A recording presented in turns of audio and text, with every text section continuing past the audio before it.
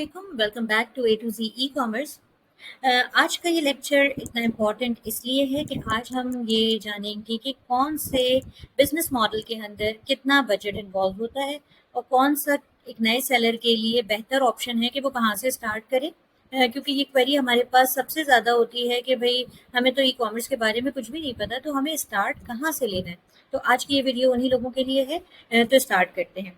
अपनी previous videos की तरीके से हमने यहाँ पर एक मार्केट प्लेस को सेलेक्ट कर लिया है, जो कि यहाँ फिलहाल बात करने के लिए हमने अमेजोन को किया है। हम किसी भी मार्केट प्लेस के लिए बात करेंगे तो बिजनेस मॉडल्स यही रहने वाले हैं, जैसे कि private label, wholesale, dropship and etcetera.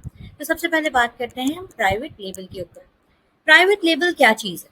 Private label अपना खुद का ब्रांड बनाना या कोई ऐसा प्रोडक्ट सेल करना जो हमारे नाम के साथ बिके, उसको कहते हैं प्राइवेट लेबल। तो अब इसमें सबसे पहली बात ये आ जाती है कि एक ऐसा प्रोडक्ट ढूंढना जो कि मार्केट फिट हो, जिसकी मार्केट को ज़रूरत हो, और जिस मार्केट प्लेस में स्पेशली हम बेचने जा रहे हैं ये प्रोडक्ट, वहाँ पर उसकी हाई डिमांड, हाई सेल्स हो। ठीक है।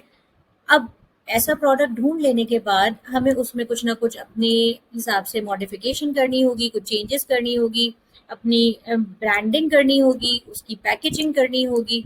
ब्रांडिंग करने से पहले हमें डेफिनेटली अपनी ब्रांड आइडेंटिटी क्रिएट करनी होगी, अपने ब्रांड का लोगो, अपने ब्रांड की रजिस्ट्री, ये तमाम काम हमें करने होंगे। उसकी पैकेजिंग, उसकी बॉक्सिंग, ये तमाम चीज़ें हमें इससे पहले ही डिसाइड करनी होंगी। उसके बाद हमें अपने प्रोडक्ट को, क्योंकि जाहिर सी बात है अभी एक नया प्रोडक्ट है जिसको लोग दुनिया में जानते नहीं हैं, तो मार्केट में लाने से पहले हमें उसकी एक इंटेंस मार्केटिंग करनी पड़ेगी। जहाँ पर ट्रैफिक हो, जहाँ पर लोग हों, वहाँ पर हमें उस प्रोडक्ट को डिस्प्ले करना पड़ेगा। और बहुत हद तक पॉसिबल है, जब हम प्राइवेट लेबल करते हैं, कोई नया प्रोडक्ट सेल कर रहे होते हैं, तो हम गिव अवेज तक करते हैं, फ्री ऑफ कॉस्ट प्रोडक्ट लोगों को देते हैं कि भाई हमारे प्रोडक्ट के बारे में आप बताइए, रिव्यू कीजिए, इसको रेट कीजिए, ताकि और लोग भी उससे फ़ायदा उठा सकें। ठीक है। तो अब डेफिनेटली सिर्फ मार्केट प्रोडक्ट फिर ढूंढ लेना ही काफ़ी नहीं है। उसकी मॉडिफिकेशन, उसकी ब्रांडिंग, उसकी पैकेजिंग, उसकी मार्केटिंग, ये तमाम जो है ये बजट इंटेंसिव जो है सारे डोमेन्स हैं। यहाँ पर बहुत ज़्यादा बजट इन्वॉल्व होता है। और फिर इटसेल्फ वो प्रोडक्ट तैयार कराना भी एक और उसको क्वांटिटी में, बल्क क्वांटिटी में तैयार कराना, इसके अंदर भी काफ़ी बजट इन्वॉल्व होता है। ठीक है। तो अगर हम इसको सम अप करें कि प्राइवेट लेबल उन लोगों के लिए है जो बहुत ज़्यादा बजट इन्वॉल्व करने वाले हैं। अमेजोन के लिए या डिफरेंट मार्केट प्लेसेस के लिए बजट मुख्तलिफ किस्म का चाहिए होता है, लेकिन थ्रू आउट उसका अगर हम अंडरलाइन करें तो एक कॉन्सेप्ट यही रहेगा कि प्रोडक्ट ढूंढ के उसको अपने हिसाब से मॉडिफाई करके उसको मार्केट करना, इस प्राइवेट लेबलिंग और तमाम चीज़ों में बहुत ज़्यादा बजट इन्वॉल्व है। लेकिन ये अच्छा किस पॉइंट ऑफ व्यू से है प्राइवेट लेबल करना? जब हमारा ब्रांड की आइडेंटिटी बन जाएगी, वो प्रॉपरली मार्केट फिट हो जाएगा, लोगों को पसंद आ जाएगा, लोग उसको परचेज करने लगेंगे, तो प्रॉफिट मार्जिन के एतबार से सबसे अच्छा मॉडल प्राइवेट लेबल मॉडल होता है। और जिनको अपने ब्रांड के साथ जो है वो एक बड़ा लगाव होता है, अपना ब्रांड बनाने की एक ख्वाहिश होती है, उनके लिए एक प्राइवेट लेबल बहुत अच्छा मॉडल है। नेक्स्ट हम डिस्कस करेंगे होलसेल मॉडल क्या होता है। जैसे कि हम बात कर रहे हैं अमेजोन के लिए, तो अमेजोन के ऊपर रहते हुए ही मैं होलसेल मॉडल को एक्सप्लेन करती हूँ। होलसेल में हम क्या करते हैं, हम किसी भी बिल्डअप ब्रांड का प्रोडक्ट परचेज करते हैं, या तो ब्रांड से या उसके डिस्ट्रीब्यूटर से। ठीक है। वो प्रोडक्ट खरीदने के बाद हम अमेजोन के ऊपर जाते हैं, ऑलरेडी वो प्रोडक्ट की लिस्टिंग जहाँ मौजूद होती है और लोग भी उसे सेल कर रहे होते हैं, हम वहीं जाके उसको मीटू कर देते हैं। अब इसमें कौन सा प्रोडक्ट मीटू करना है, कौन सा प्रोडक्ट सेल हो सकता है, उसके लिए हमने एक क्राइटेरिया बनाया हुआ है, और उस क्राइटेरिया के अकॉर्डिंग हम अपने स्टूडेंट्स को भी गाइड करते हैं कि भाई वो क्राइटेरिया को फॉलो करते हुए इस प्रोडक्ट को आप होलसेल कर सकते हैं और इस प्रोडक्ट को आप होलसेल नहीं कर सकते। ठीक है। उसमें नहीं कौन से कर सकते, उसकी हमने ज़रा ज़्यादा उसको इम्प्रोवाइज किया हुआ है, ताकि स्टूडेंट ऐसे किसी प्रोडक्ट की तरफ ना जाएं जिससे उन्हें लॉस फेस करना पड़े या फिर प्राइस वार फेस करनी पड़े। ठीक है। अगर आपको भी उस तरीके की कोई भी हमारा क्राइटेरिया चाहिए हो तो आप हमें कमेंट कीजिएगा, हमारी टीम आपसे कांटेक्ट करके आपको वो दे देगी क्राइटेरिया। ठीक है, तो यानी ऑलरेडी जो ब्रांड बने हुए हैं, फॉर एग्जांपल अगर मैं यहाँ पर बात करूँ शार्पीज मार्कर, जो कि अमेज़न पे बिकने वाला एक बहुत ही रनिंग प्रोडक्ट जिसको हम कह सकते हैं। ठीक है, मैं शार्पीज से या उसके किसी होलसेलर डिस्ट्रीब्यूटर से शार्पीज मार्कर परचेज करती हूँ और शार्पीज की ही किसी लिस्टिंग के ऊपर जाके उसे मीटू कर देती हूँ।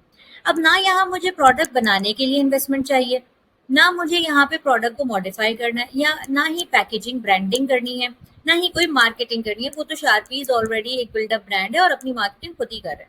तो इन सब जगहों पे मुझे बजट इन्वॉल्व नहीं है। बजट सिर्फ कहाँ पर इन्वॉल्व है? बजट सिर्फ मेरा प्रोडक्ट परचेज करने पे इन्वॉल्व है।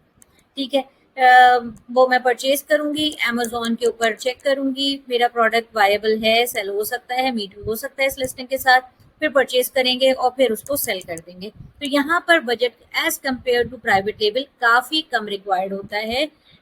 अगर आपके पास एक हैंडसम अमाउंट है, लाइक आप जो है वो बहुत ज़्यादा भी इन्वेस्ट नहीं करना चाहते, लेकिन हाँ एक रिस्क लेना चाहते हैं ई कॉमर्स की दुनिया में, तो wholesale model is perfect for you.